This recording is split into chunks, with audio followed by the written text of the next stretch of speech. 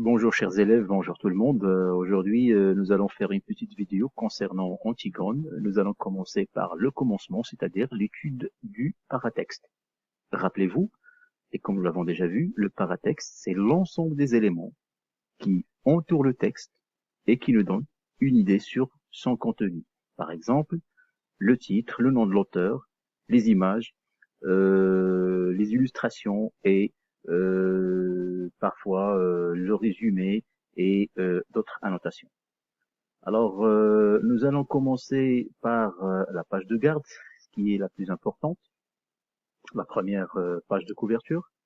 Les éléments qu'on va voir, qu'on va vérifier, qu'on va un petit peu analyser, ce sera on va commencer par le nom de l'auteur, le titre de l'œuvre, l'image ou l'illustration, la couleur dominante et les formes. Alors pour l'auteur, il s'agit de Jean Anouilh, c'est un dramaturge français, donc notre hypothèse, avant toute connaissance de l'œuvre, on peut faire l'hypothèse suivante, il s'agit d'une pièce de théâtre.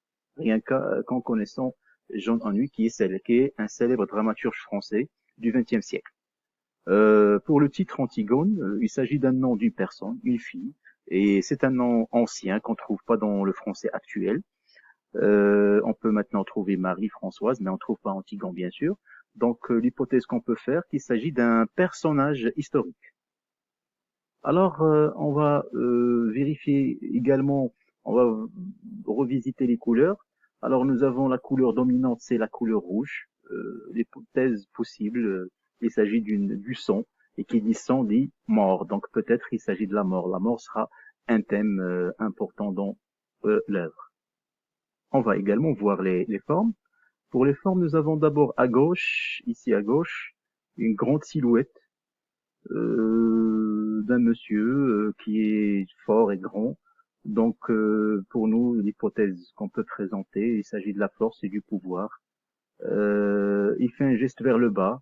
C'est comme s'il donne un ordre. Donc, peut-être c'est quelqu'un qui a de l'autorité, un responsable, un père, quelqu'un de grand, quelqu'un de fort, que peut-être un roi.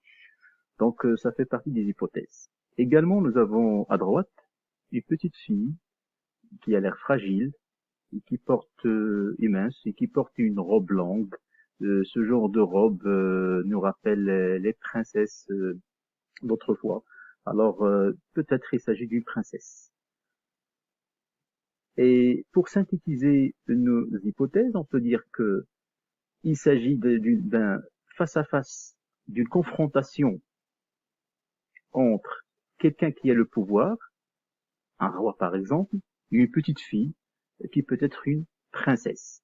Et ce roi ou cette personne qui a le pouvoir veut exercer son pouvoir, veut faire appliquer son pouvoir, veut imposer son pouvoir à cette petite fille.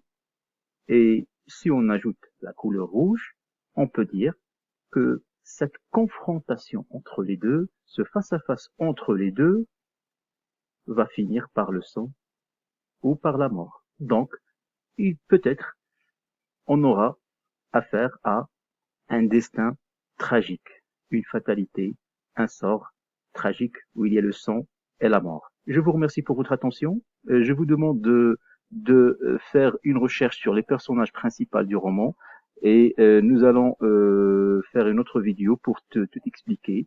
Je vous remercie pour votre attention encore une fois. Je vous souhaite bonne chance et tous contre le corona.